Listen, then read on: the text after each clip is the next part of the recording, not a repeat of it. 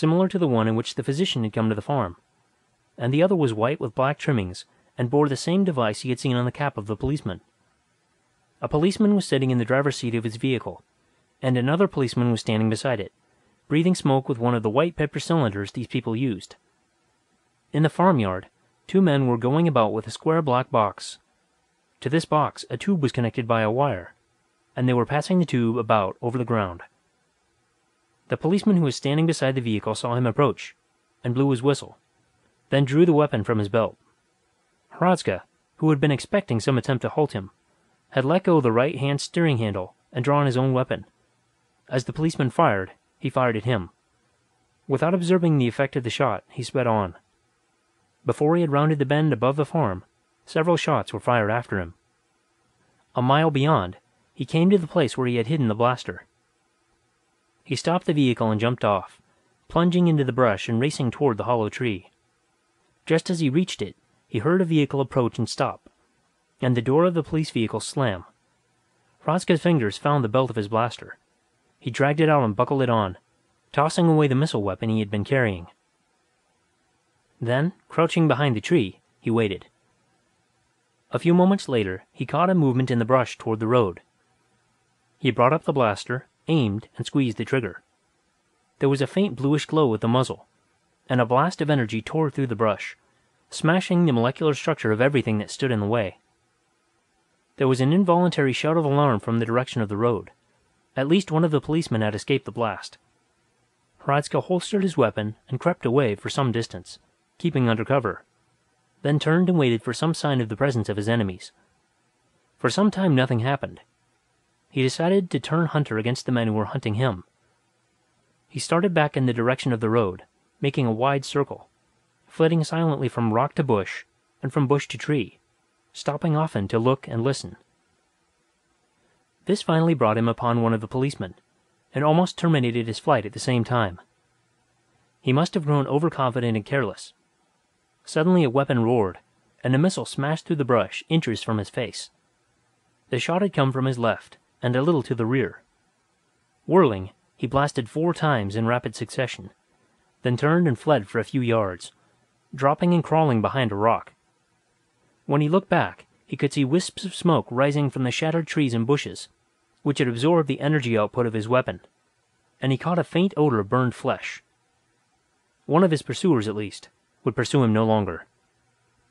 He slipped away, down into the tangle of ravines and hollows in which he had wandered the day before his arrival on the farm. For the time being, he felt safe, and finally confident that he was not being pursued, he stopped to rest. The place where he had stopped seemed familiar, and he looked about. In a moment he recognized the little stream, the pool where he had bathed his feet, the clump of seedling vines under which he had slept. He even found the silver foil wrapping from the food concentrate capsule. But there had been a change since the night when he had slept there. Then the young pines had been green and alive. Now they were blighted, and their needles had turned brown. Hradzka stood for a long time, looking at them. It was the same blight that had touched the plants around the farmhouse, and here, among the pine needles on the ground, lay a dead bird. It took some time for him to admit to himself the implications. The vegetation, the chickens, the cow, the farmer and his wife had all sickened and died. He had been in this place, and now, when he had returned, he found that death had followed him here too. During the early centuries of the atomic era, he knew, there had been great wars, the stories of which had survived even to the 100th century.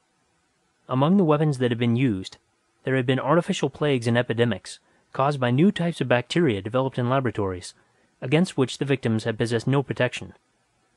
Those germs and viruses had persisted for centuries, and gradually had lost their power to harm mankind.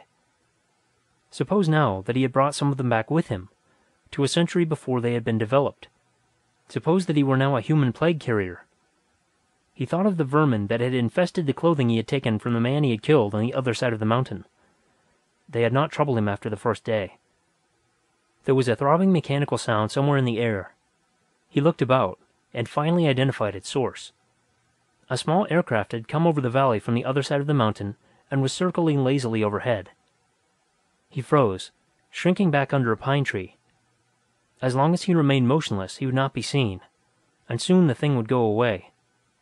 He was beginning to understand why the search for him was being pressed so relentlessly. As long as he remained alive, he was a menace to everybody in this first-century world. He got out his supply of food concentrates, saw that he only had 3 capsules left, and put them away again. For a long time, he sat under the dying tree, chewing on a twig and thinking. There must be some way in which he could overcome, or even utilize, his inherent deadliness to these people. He might find some isolated community, conceal himself near it, invade it at night and infect it, and then, when everybody was dead, move in and take it for himself. But was there any such isolated community? The farmhouse where he had worked had been fairly remote, yet its inhabitants had been in communication with the outside world, and the physician had come immediately in response to their call for help. The little aircraft had been circling overhead, directly above the place where he lay hidden. For a while, Hradzka was afraid it had spotted him, and was debating the advisability of using his blaster on it. Then it banked, turned, and went away. He watched it circle over the valley on the other side of the mountain, and got to his feet. 4. Almost at once there was a new sound. A multiple throbbing, at a quick, snarling tempo that hinted at enormous power, growing louder each second. Hradzka stiffened and drew his blaster. As he did, 5 more aircraft swooped over the crest of the mountain and came rushing down toward him. Not aimlessly, but as though they knew exactly where he was. As they approached, the leading edges of their wings sparkled with light.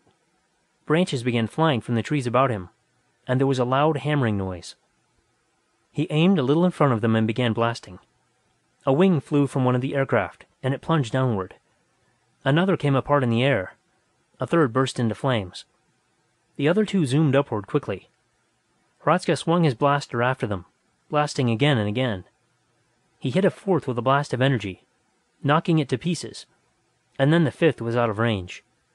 He blasted at it twice, but without effect. A hand blaster was only good for 1,000 yards at the most.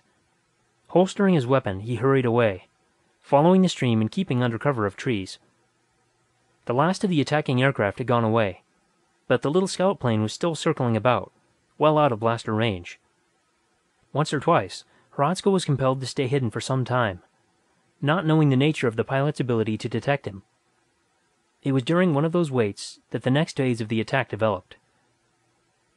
It began, like the last one, with a distant roar that swelled in volume until it seemed to fill the whole world. Then, 15 or 20,000 feet out of blaster range, the new attackers swept into sight. There must have been 50 of them, huge tapering things with widespread wings, flying in close formation, wave after V-shaped wave. He stood and stared at them, amazed. He had never imagined that such aircraft existed in the first century. Then a high-pitched screaming sound cut through the roar of the propellers, and for an instant he saw countless small specks in the sky, falling downward. The first bomb salvo landed in the young pines, where he had fought against the first air attack. Great gouts of flame shot upward, and smoke and flying earth and debris. Hradzka turned and started to run. Another salvo fell in front of him. He veered to the left and plunged on through the undergrowth.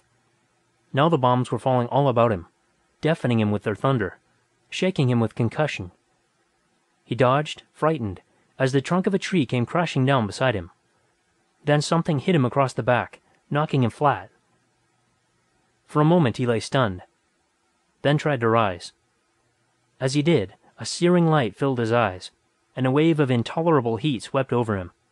Then darkness. "No, Zarvaspol," Kradzi-Zago repeated. "Hradzka will not return. The time machine was sabotaged." "So, by you?" the soldier asked.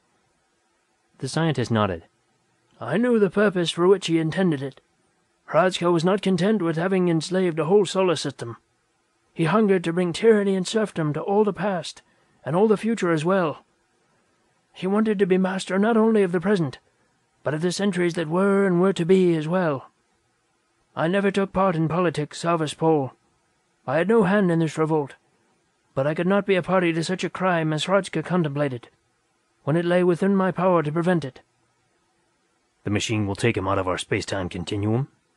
or back to a time when this planet was a swirling cloud of flaming